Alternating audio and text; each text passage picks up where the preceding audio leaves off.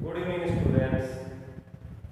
आप सभी इस बात को जानते हैं कि कोविड-19 की वजह से हमारी पढ़ाइयों काफ़ी डिस्टर्ब हुई है। 1 जुलाई को स्कूलें खुलने का था, लेकिन इस महामारी के फैलने की वजह से सरकार ने फैसला लिया है कि 31 जुलाई तक स्कूल नहीं खुलेंगे और बोर्ड की क्लास होने की वजह से आपका नुकसान नहीं हो।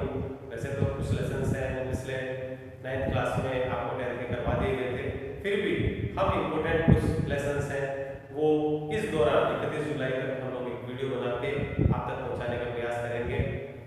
वैसे ऑनलाइन क्लासेस स्टार्ट करने का था, लेकिन ऑनलाइन में समस्या ये आ रही है कि आप लोगों के पेरेंट्स हैं, उनके पास फ़ोन है, वो अवेलेबल होता है, पेरेंट्स बाहर चले गए तो ऑनलाइन क्लासेस नहीं हो पाती। इसलिए हम लोग यूट्यूब पर ये वीडियो बनाकर और आप तक पहुँचाएंगे, ताकि कभी भी जब भी आपके पेरेंट्स अवेलेबल हो तब आप वीडियो देख लें और उसके बाद जो नोट्स वगैरह बोर्ड पर बनाए जाते हैं वो भी आप बता सकते हैं। तो इससे आपकी पढ़ाई को बिल्कुल ब्लॉक नहीं होगी। तो इसी को ध्यान में रखते हुए हम लोगों ने ये मुहिम स्टार्ट की है और इसका हिस्सा आप लोग बने, ज़्यादा से ज़्यादा आप लोग इसका फायदा उठाने का प्रयास करें। तो सबसे पहले हम आपका जो लेसन है 5th, उसमें लोकतंत्र का लेसन है, उसको स्टार्ट करेंगे। आप सभी जानते हैं लोकतंत्र का तात्पर्य है वो अंग्रेजी का जो शब्द होता है डेमोक्रेसी, वो ग्रीक भाषा के 2 शब्दों डेमोस प्लस क्रेटिया से बना है। डेमोस का अर्थ होता है जनता और क्रेटिया का मतलब होता है शक्ति, अर्थात जनता की शक्ति। ऐसी शासन व्यवस्था जिसमें सारा का सारा जो ताकत होती है, सारा का सारा जो निर्णय लेने की क्षमता होती है वो जनता के पास होती है, उसे जनता का शासन कहा जाता है। दुनिया में बहुत सारी शासन प्रणालियां आई और धीरे धीरे जाती भी चली गई।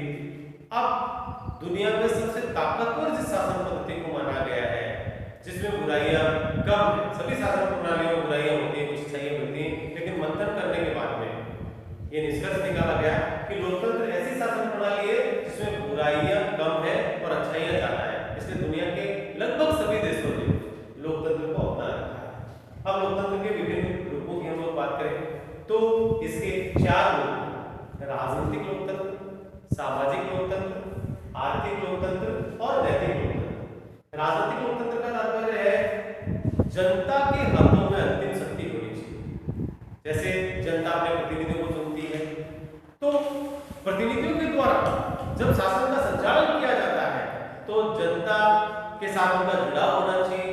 जनता से पूछकर वो कार्य करें या जनता जैसा चाहती है वैसा कार्य करें, तभी राजनीतिक लोकतंत्र स्थापित हो सकता है।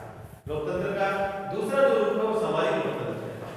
देखिए, बहुत सारी बहुत एक लंबी लड़ाई के बाद में, बहुत लंबी गुलामी के बाद में भारत आजाद हुआ और आजादी के जो दीवाने थे उनका मकसद था, उनका उद्देश्य था कि हम लोग ऐसे समाज की स्थापना करें जिसमें जाति, धर्म, वर्ण, लिंग, भाषा, इनके आधार पर किसी प्रकार का भेदभाव जो होता आया था प्राचीन समय में वो नहीं होना चाहिए, तभी सच्चे लोकतंत्र की स्थापना हो सकती है।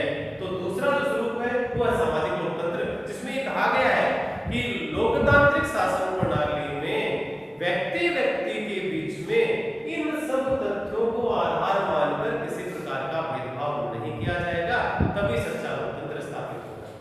तीसरा है आर्थिक लोकतंत्र। आर्थिक लोकतंत्र वैसे तो देखा जाए तो मार्क्सवादियों की विचारधारा है, लेनिनवादी और मार्क्सवादी।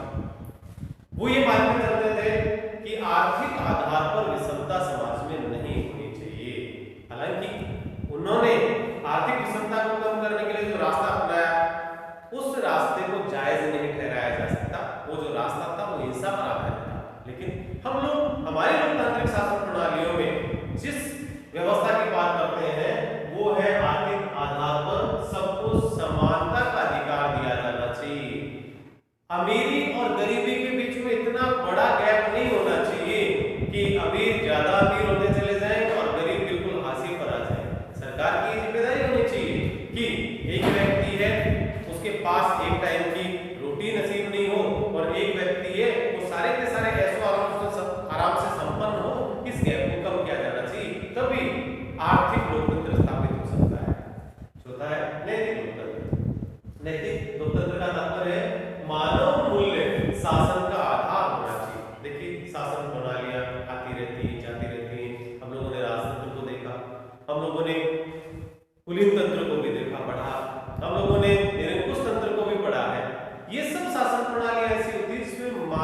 मूल्य हैं उनकी कोई भी वैल्यू नहीं होती।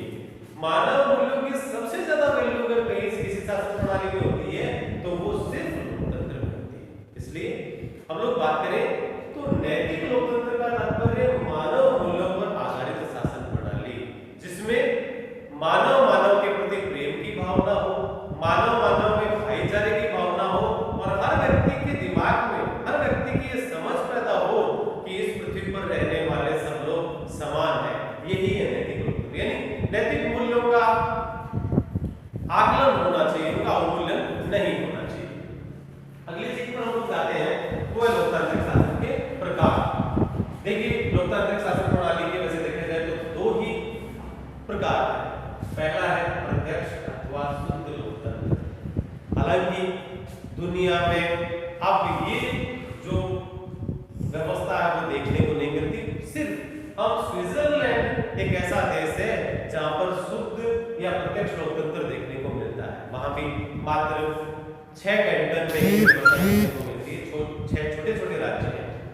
इस शुद्ध लोकतंत्र का तात्पर्य क्या है ये जान लेते हैं हम लोग। इसमें क्या होता है कि जनता एक जगह इकट्ठी हो जाती है और इकट्ठी होकर अपने जो भी शासन प्रणाली से जुड़े हुए लोग हैं उनका चयन करती है या सीधे ही नियम कायदे कानूनों में हिस्सा बनाने के निर्माण में हिस्सा लेती है और नियम कायदे कानून बनाती है। अगर किसी भी व्यक्ति को वो लोग चुनते हैं तो उसे रिकॉल सिस्टम के माध्यम से, यानी अगर वो काम सही नहीं कर रहा तो उसे वापस बुला सकते हैं। तो इसे शुद्ध लोकतंत्र इसलिए कहा गया है क्योंकि इस लोकतंत्र में संपूर्ण शक्ति है वो जनता के हाथों में ही केंद्रित होती है। लेकिन ये व्यवस्था पूरी दुनिया में नहीं अपनाई गई।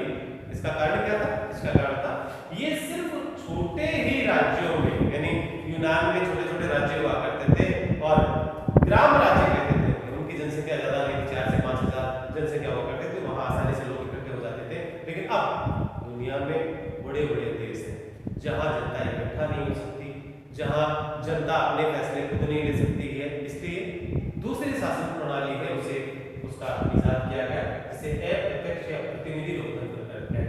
इसमें जनता स्वयं शासन नहीं करती बल्कि अपने प्रतिनिधियों का चुनाव करती है और वो प्रतिनिधि जनता की इच्छाएं हैं उन्हें पूर्ण करने का कार्य करते हैं। यानी जनता की इच्छा के अनुसार वो नियम कायदे कानून है वो बनाते हैं, जनता से पूछकर, जनता की अपेक्षाओं को ध्यान में रखकर बनाते हैं। तो दुनिया में लगभग देशों में अप्रत्यक्ष या प्रतिनिधि लोकतंत्र है वही देखने को मिलता है।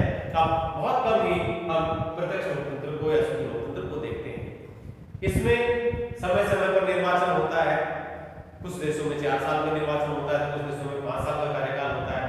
इसकी सबसे बड़ी खासियत ये है कि जवाबदेहिता इसमें होती है। अगर जनता के प्रति वफादार होकर जो प्रतिनिधि कार्य नहीं करते हैं तो समय पूर्व उन्हें हटाने का कार्य भी किया जा सकता है या सरकार को समय से पूर्व भंग भी किया जा सकता है।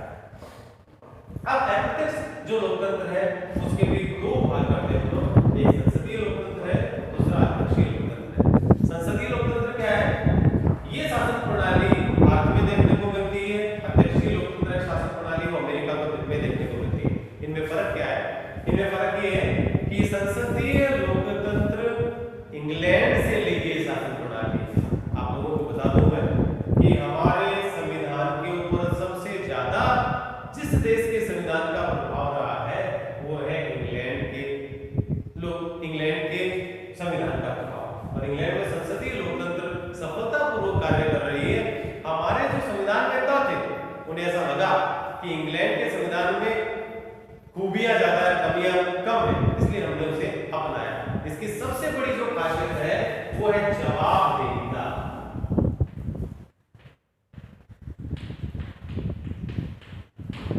यानी जवाबदेह शासन होता है। इसके प्रति जनप्रतिनिधि जो भी कार्य करते हैं उसके प्रति, जनता के प्रति वो जवाबदेह रहकर कार्य करते हैं। अगर वो गलती करते हैं तो उन्हें अपने पद से मुक्त किया जा सकता है। तो जवाबदेहिता सबसे बड़ी विशेषता है जिसकी वजह से हम लोगों ने संसदीय लोकतंत्र को अपनाया। अध्यक्षीय लोकतंत्र अमेरिका में देखने को मिलता है। खूबियां भी है इसमें, कमियां भी है। हम लोग सिर्फ यही जानेंगे कि अध्यक्षीय शासन प्रणाली में जवाबदेहिता का कोई स्थान नहीं। जवाबदेहिता नहीं है। वहां का राष्ट्रपति है, उसे संविधान के द्वारा संपूर्ण ताकत दी गई है, सर्वशक्तिमान पद दिया गया है और पद के साथ इसकी गरिमा भी। ये दुनिया का ऐसा व्यक्ति होता है जिसे जनता के द्वारा चुना जाता है, लेकिन शक्तियां संविधान से अर्जित करता है और पूर्ण शक्तियों के माध्यम से वो सर्वशक्तिमान व्यक्ति बन जाता है। वो अपने किए गए कार्यों के प्रति किसी भी प्रकार से संविधान या जनता के प्रति जवाबदेह नहीं होता। इसलिए हम लोगों के द्वारा, हमारे संविधान नेताओं के द्वारा, भारतीय संविधान नेताओं के द्वारा अध्यक्षीय शासन प्रणाली को नहीं अपना के और संसदीय लोकतांत्रिक प्रणाली को अपनाया है। अब संसदीय लोकतंत्र है, उसके भी दो भेद हैं, राजतंत्रात्मक लोकतंत्र और गणतंत्रात्मक लोकतंत्र। राजतंत्रात्मक लोकतंत्र है वो ब्रिटेन में देखने को मिलता है। आप सभी को मैं बता दूं, ब्रिटेन है, वहां के लोग बहुत ज्यादा परंपरावादी होते हैं और उन लोगों ने अपनी परंपराओं को सहेज कर रखा है। बहुत साल पहले जब लोकतंत्र का नारा बुलंद हुआ तो इंग्लैंड तक भी इसकी आवाज गई, गूंज हुई और ये देखा गया कि इंग्लैंड में भी अब बदलाव आना चाहिए। तो इंग्लैंड में धीरे धीरे लोकतंत्र की आवाज बढ़ने लगी।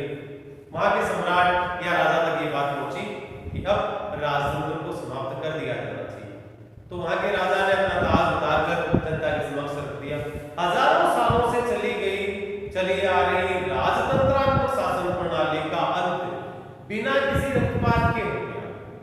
राजा ने एक पल के लिए भी नहीं सोचा कि मैं सत्ता के प्रति लोलुप हो जाऊं, लालच आ जाए मेरे मन में और मैं दमन कर दूं किसका, आंदोलन का। इतनी बड़ी ताकत थी, इतनी बड़ी सत्ता थी उसके पास, लेकिन उसने ऐसा नहीं किया, बल्कि उसने स्वीकार किया।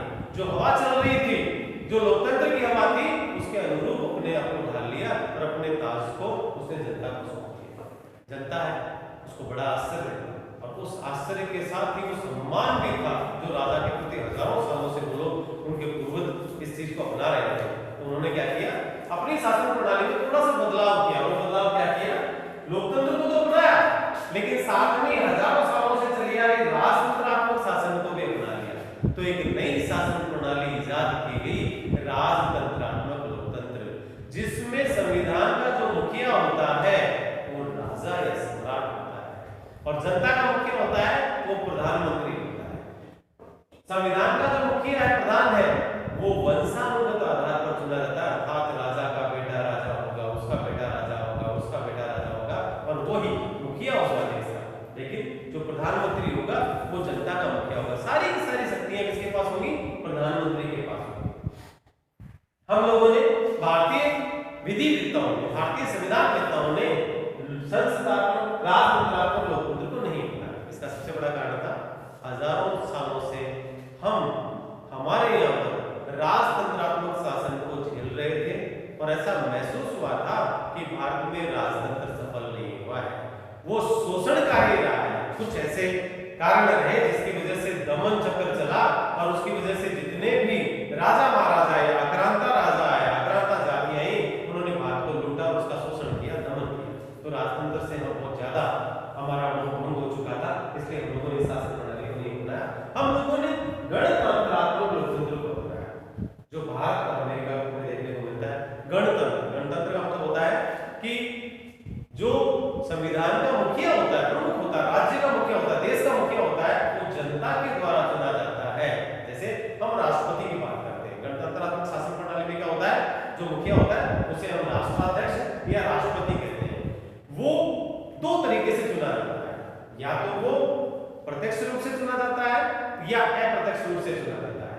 तो अमेरिका और भारत में अलग अलग तरीके से उसका चुनाव होता है। भारत में राष्ट्रपति यानी राज्य का जो मुखिया होता है, जिसे हम लोग गणतंत्रात्मक मुखिया कहते हैं, वो कौन होता है, वो राष्ट्रपति होता है, जो जनता के द्वारा अप्रत्यक्ष रूप से चुना जाता है। अमेरिका में इसके विपरीत है, वहां राष्ट्रपति जनता के द्वारा प्रत्यक्ष रूप से चुना जाता है। देखिए एक बात है, जहां जनता सीधे चुनाव करती है वह अपने आप उस पद में ताकत आ जाती है, उस पद को शक्तियां प्राप्त हो जाती है। तो अमेरिका के राष्ट्रपति के शक्तिशाली होने का जो सबसे बड़ा कारण है वो यही है कि जनता सीधे प्रत्यक्ष रूप से उसका निर्वाचन कर रही है। हमारे यहाँ पर अप्रत्यक्ष निर्वाचन की वजह से उसको संविधान से शक्तियां तो मिली, लेकिन उन शक्तियों का प्रयोग वो प्रधानमंत्री के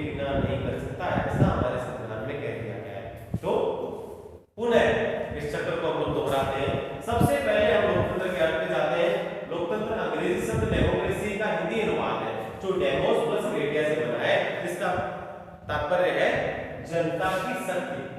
इसके विभिन्न रूप हैं, राजनीतिक लोकतंत्र, सामाजिक लोकतंत्र, आर्थिक लोकतंत्र, नैतिक लोकतंत्र। अब हम आगे चलते हैं लोकतांत्रिक शासन के प्रकारों पर। लोकतांत्रिक शासन के दो भेद हैं, प्रत्यक्ष लोकतंत्र और अप्रत्यक्ष लोकतंत्र। पर अप्रत्यक्ष लोकतंत्र उसके भी दो भेद हैं, संसदीय लोकतंत्र और अध्यक्षीय लोकतंत्र। संसदीय लोकतंत्र के भी दो भेद हैं, एक है राजतंत्रात्मक लोकतंत्र और दूसरा है गणतंत्रात्मक लोकतंत्र। विस्तार से हम लोग अभी इसको पॉइंट आउट किया नहीं, तो आप लोगों को पॉइंट आउट करने का उद्देश्य ये होता है ताकि मोटी-मोटी चीजें हैं उनके ऊपर हम लोग दृष्टिपात कर सकें और आगे जब हमारी क्लासें रेगुलर होगी उस समय हम बारीकी से इनका अध्ययन कर सकें। तो आगे कल हम इसके आगे की जो लोकतंत्र है कार्यप्रणाली